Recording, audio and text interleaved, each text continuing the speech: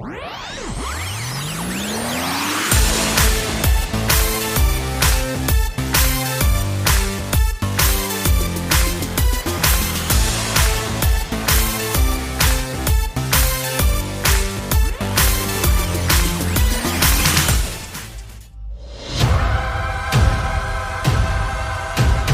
are you doing? Trying to show you I've changed.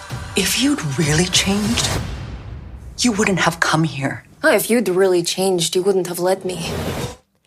And so we've come to the end of the road. They have to cross the river. Who's the scorpion and who's the frog? Let's find out together. Hello and welcome to another episode of the Forever Fangirls podcast, where age is nothing but a number in life and in fandoms. I'm Sheila Amato, and you can find me and my wife on our website at foreverfangirls.com. And I am Kimberly Amato, and you can also find us on Twitter, Facebook, and Instagram at ForeverFanPod. Same handle on all three socials.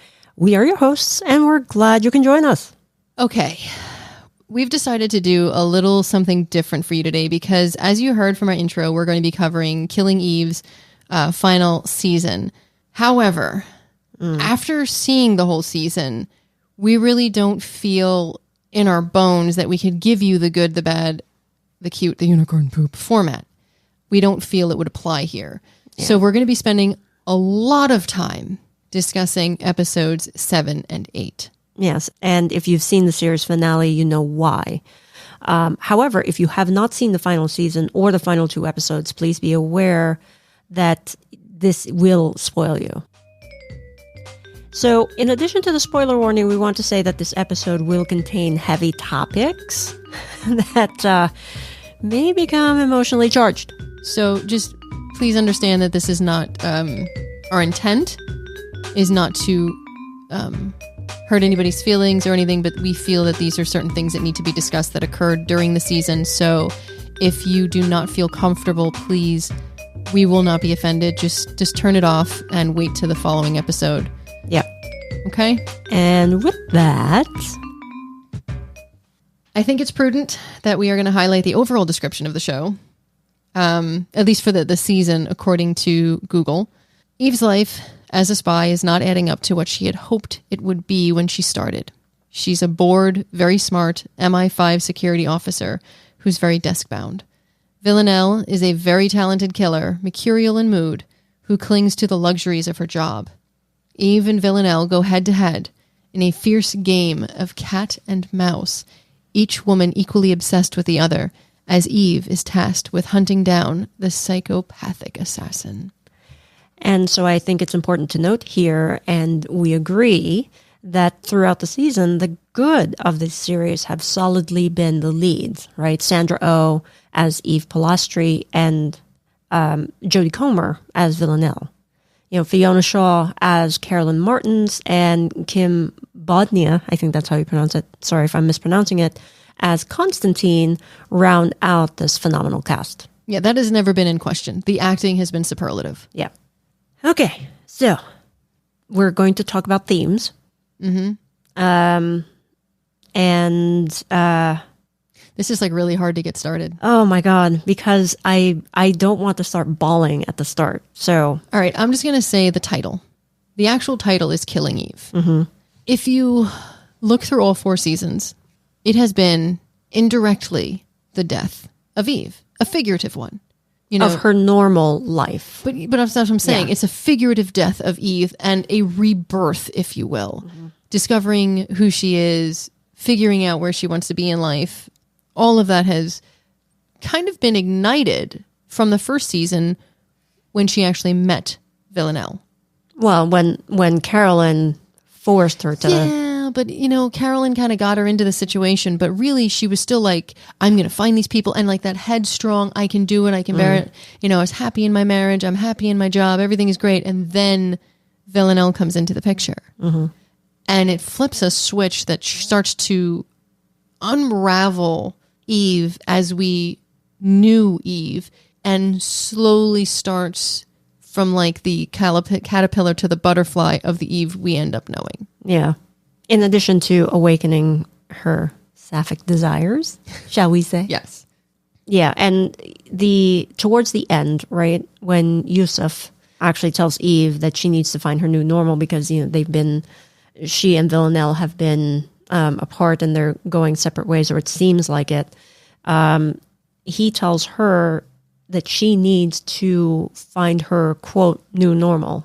I don't think that those were the exact words, but it was to try to find how she can live and move forward from where she is. And that she needs to find the people that she cares about. And then she realizes, it's certainly not her ex-husband. Of course, he's dead at this point, but it is Villanelle. Yes, he died. When did he die? Pitchfork to the throat. I so don't remember. Oh my goodness. Well, 2020 was a really long, yes, it was. long section of time between seasons. But, the first thought was Villanelle, right? It's always been Villanelle. They are the yin and yang of each other, the balance. And that goes into the female, power and desire theme. Because really and truly, we're introduced to these amazing characters. Two main leads who were extraordinarily strong in their own right and had, yes, other people pulling the strings for them, but they still have to, and I guess this is where I always say, like, other films get it wrong where they use a female to bolster up a male character, blah, blah, blah. In this case, they have two strong female characters that, yes, they do have male counterparts, but they still must execute and go about and do. And the way Villanelle kills people and, Constantine going, you didn't have to do it that way. And she's like, what? There's no fun in that. Right. Because she just likes what she does. Yeah. And, she is confident. She's manipulative. All of that as an assassin should be. But the reason why at least I'm drawn to that character is because she's also vulnerable. She wants Constantine to be proud of her. She wants to understand her family and why they got rid of her, so to speak. Right. All of this. There's a depth to Villanelle. And then we get to this season and it felt like the depth was lost. It was this weird...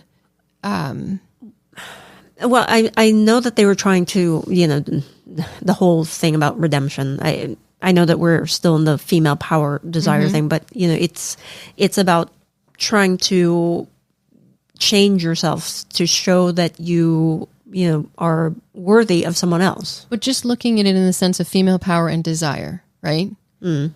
We have Eve, Carolyn, Pam, Helene, and Villanelle. Villanelle and Eve have always been the forefront, right? They've had the most development. They've gone in one direction. And even though they've been going in this specific direction, they do zigzag a little. Because you have to figure yourself out. You try different things, but you're still navigating in the same direction. This fourth season made Villanelle do a nosedive into this religious weirdness where half of her was like a Jesus, or I think I kept calling her Vesus because it was Villanelle Jesus. It's this idea that there was a mental break is what it felt like. And the empowerment was then lost because it's then no longer about a strong female character. It's about a character going through this weird wackiness that explains her evil and makes her dark. Instead of a complicated assassin who was vulnerable, she then became this, well, if you don't like it, I'm going to kill you, blah, blah, blah, blah, blah. And it just went off the rails and lost the train of that character. And when you look at Eve, again, strong, struggling. I mean, she was figuring herself out and was unhappy about it because nobody likes to be in that. It made sense. And then you get to this season and it's like, oh, you want to have sex? Yeah, there was no continuation of that bridge scene that ended season 3. And I was expecting that. And so when this season started, I'm like, wait, what happened? And then you look at Helene and Carolyn. All of a sudden, to me, it felt like Carolyn was at the forefront. It wasn't killing Eve and Villanelle. It was the Carolyn show. Yeah. And then you read after the fact that there are rumors of a spin-off of young Carolyn and how they developed the 12 and all of this. Oh, see, I didn't know that. Again, rumors. I don't know what is true or what is not. That's what I've seen. And it bothered me. The damn show is killing Eve. Yeah. Yeah. The fact that it was always in the forefront, like you said, that she was trying to get back to MI6 and she was doing everything that she could to try to get back there. And I'm like, well, but I want to know more about Eve and Villanelle. Yeah, it's like we literally watched an episode and they were doing all the flashbacks. And I'm like, okay, that's great. So now we know Carolyn started the 12. First off, you could have cut out... She infiltrated. But did she infiltrate it or was she the beginning of it? No, she infiltrated. See, I always felt that she helped create it. Again, I know. That should tell you something right there. We have no idea what was going on. When we first saw that episode, it did seem like, she actually started it. But, her father was a spy. And so she was also following in her footsteps, his footsteps. That should tell you how poorly this season developed the female characters. And then you have Pam, who a lot of people, based on reviews you told me, didn't like that character. Yeah, and I actually liked that character. And the funny thing is, that character was developed. That character was given what Eve and Villanelle had been given for 3 years. Again, the damn show is called Killing Eve, and you're giving the meat of everything to secondary characters. Yeah. I mean... Yeah, in the first 3 seasons, it was all about women being, smarter and sometimes more violent than their male counterparts, right? And here, Villanelle just seemed to lose it. Yeah. Eve was just... She seemed to lose it too. Yeah, she was doing it for... The wrong reasons. Yeah, absolutely. Nothing seemed cohesive. Right. Like kidnapping someone else's kid? Yeah, that is something Eve would never have done in the beginning. That's something Villanelle would have done. That's why I'm like, wait a minute, what is going on here? And the thing is, I was trying to rationalize that specific scene. I'm like, okay, maybe Eve is becoming more like Villanelle. But even Villanelle, I'm like, wouldn't have done that to Helene, I don't think. And Helene, would her kid even have been that vulnerable? Seriously? Yeah. You're saying that she's a world-known assassin who has trains people and is the Constantine level, and she's just wildly, when he has put his whole family into protection, they don't go anywhere without help, and she doesn't. Yeah. It basically, the first 3 seasons built it up with strong women that were powerful, that had desire, that had creativity, and then they made them cardboard cutouts of stereotypical women, and it made no sense. None. There was no continuity between season 3 and season 4, and maybe that has to do with the length. Maybe, I think you mentioned again, the showrunners are different. Yeah, I don't know. It didn't make sense. No, not at all. But going back to your point about Pam, right? The theme there for me is that she actually broke the cycle, right? Breaking the cycle. She did not stay as part of the 12. She wanted to be part of the 12 so desperately. Mm-hmm.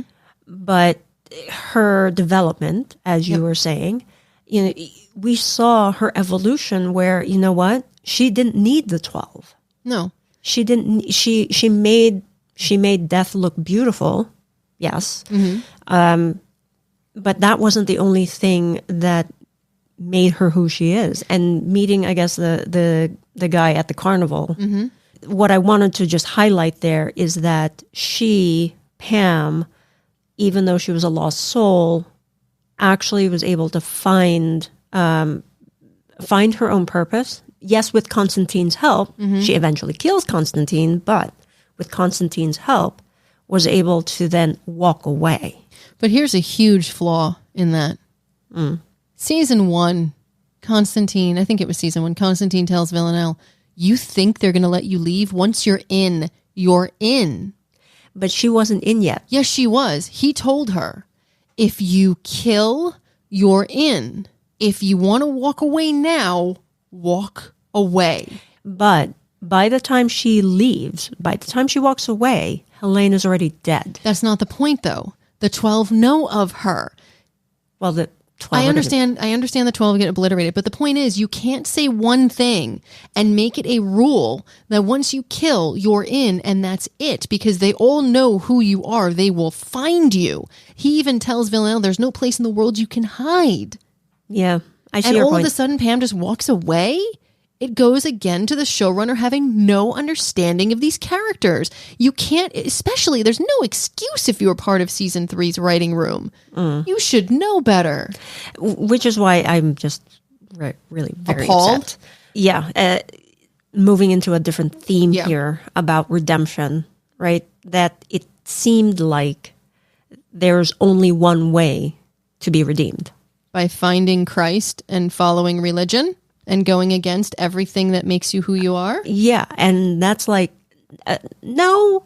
Last time I checked, redemption comes in many, many forms. I do not, and I want to make it clear, I do not negate religion and faith being something that helps people. It is a profound, powerful thing that helps many, many people who suffer with addiction. And I think that is amazing and wonderful. However, it's not the only way. It is not the only way. When religion is utilized as a way to diminish who you are and tell you, as it was evidenced here, to the point of where Villanelle has to kill Visas in order to live her truth, meaning she must accept she is a demon who will never be redeemed because she is killing that side of her. That would be like me marrying a man for the rest of my life and denying that I love you. Yeah.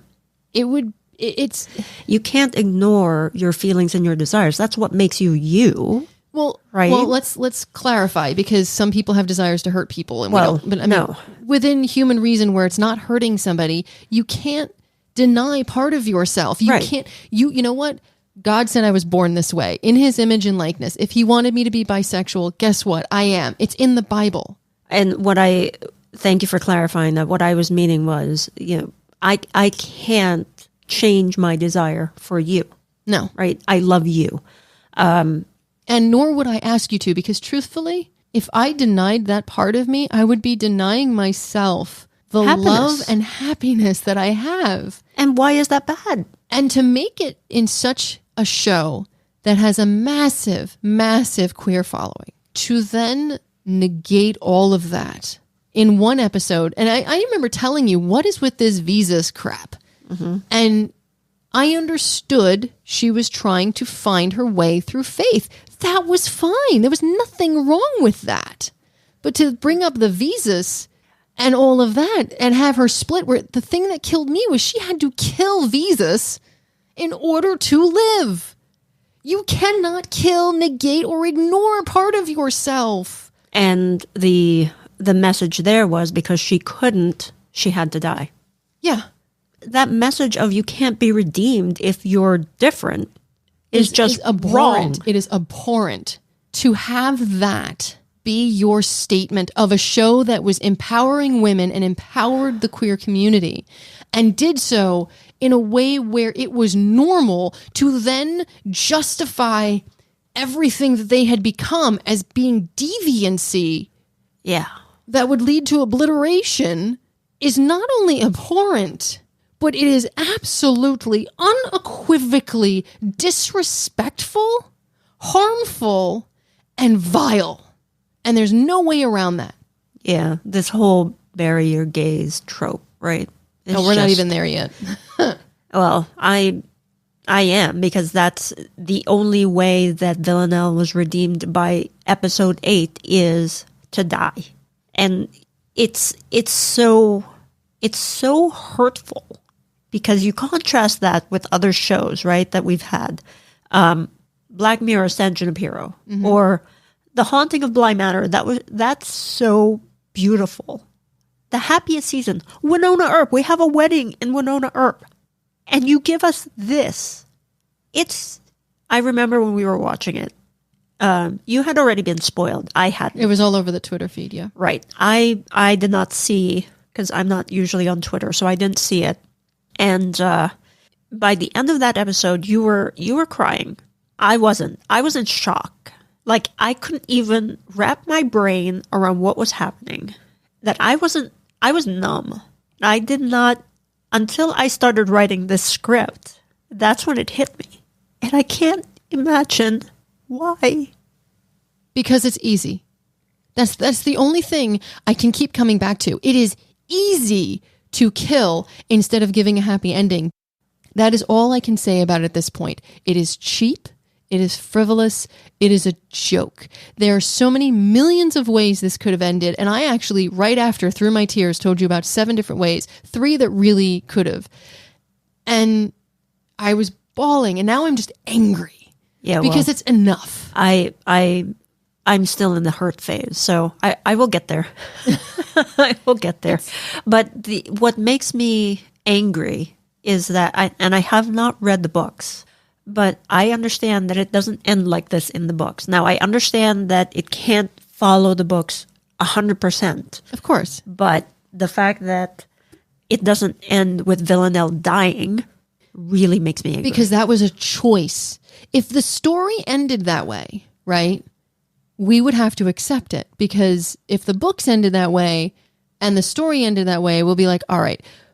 But if the book found a way for them to have a happy ending, that means that the showrunner sat down, literally went through, and again, I don't know how the writers' rooms work. I only know, basically what I read or what people tell me. And if there were other writers that were trying to figure out the timelines and the arcs of the season, if they were laying everything out, then they all missed the ball. They dropped it. Yep. Because legitimately, you just made a choice because in your opinion, the showrunner, I believe, said that the only way this could end was with Villanelle's death. But guess what? The books didn't end with the death. So that's not the only way. Right. So by you saying it was the only way meant you had no understanding or knowledge of the story.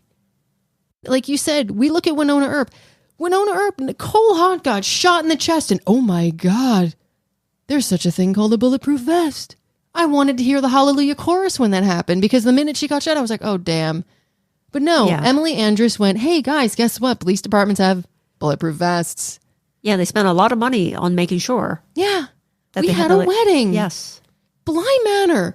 Oh my God. Okay, look. Okay, you're going to make me cry again. Okay, but let's, I'm sorry I'm going on a rant, but let's just discuss Bly Manor.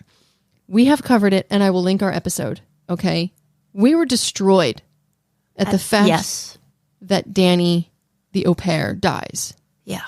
However, She did it was not because we were angry or hurt that they destroyed and killed a story and killed a queer character. Where we were hurt and destroyed over was the fact that someone sacrificed themselves with love and they had a relationship for years and she fell in love, and the anguish of losing the one you love. It's something that was eating away inside of her. The Lady of the Lake was devouring her. And that to me was like losing someone to an illness or something else where you are with them and you are loving them. And all of a sudden they are wasting away and there's nothing you can do. And you love them anyway because you wish your love would make that go away. That was Bly Manor. This was pathetic. Okay, so now that we have all of that out there, I don't think there's much else to say about Killing Eve Season 4. So, I guess now it is time for our Forever Fangirls rating. Drum roll, please. We rate Killing Eve Season 4, and I don't think this comes as any surprise, 1 star. And we were being nice about the 1 star because truthfully, at the end of the day, if I had never seen it, I wouldn't have missed anything. The bridge ending would have been fine. Yeah. It would have been fine. I mean, I would have loved to have seen more of them, but I would have been like, oh, they part from each other, but they're doing it to keep each other safe. Yeah. Yeah. I mean, during Eve's wedding officiating in the final episode, she describes relationships as being tough and require a lot of effort. And, she was actually talking about, sometimes you break, but then you can mend and bond stronger again into something that is beautiful, right? And so I felt that as a metaphor for the relationship that we, the audience, had with the show. We followed Eve and Villanelle's journey for 4 seasons. We had hoped that despite the constant force pulling them apart, that they would find their way back on the same bridge, but this time going in the same direction. Oh, that would have been beautiful. We kind of got a glimmer of that, though, right?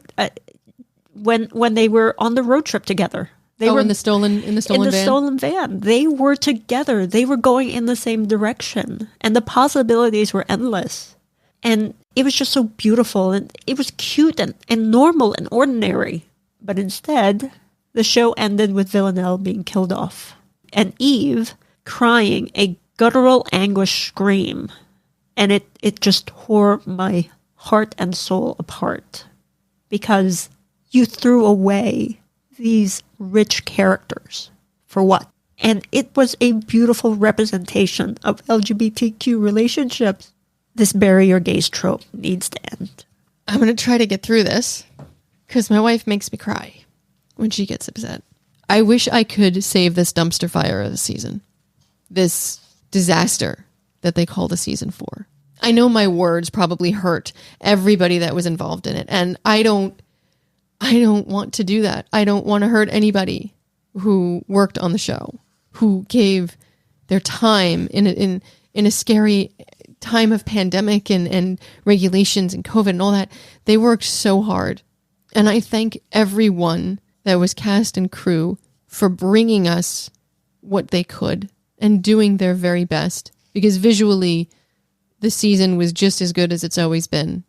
Season 4 used religion to pull the darkness out of Villanelle. That's what it felt like. That Villanelle was on the righteous path and religion was doing that. And when Villa Jesus started showing up, she couldn't handle it, so she kills Villa Jesus. Add to that, she then slaughters those who are representing the redemption, because who she truly is unacceptable to them. Her internal struggle with Visas seems like a fight between being good or giving into the truth of her own being. And add to that Eve is lost, wandering soul with no purpose or focus until Villanelle is dead and out of her life. That scream, that guttural anguish scream, was not one of survival. It was not one of, oh my God, it's over. Because let me tell you, they say all season, congratulations. Even Carolyn says it. Congratulations. You killed the head. Someone will take their place. The 12 will not die. That was the point. So Eve's scream is not a guttural, thank God it's over. Eve's scream is that she finally found her place, her person. That scream was not survival of freedom or from the temptation of what is not acceptable. That scream was pain of losing what she loved, what completed her. And on top of that, Pam gets to decide to walk away with her boy, fulfilling that acceptance of life by society's standards equals happiness. Villanelle has refused to deny herself love and is gunned down in a hail of bullets for what?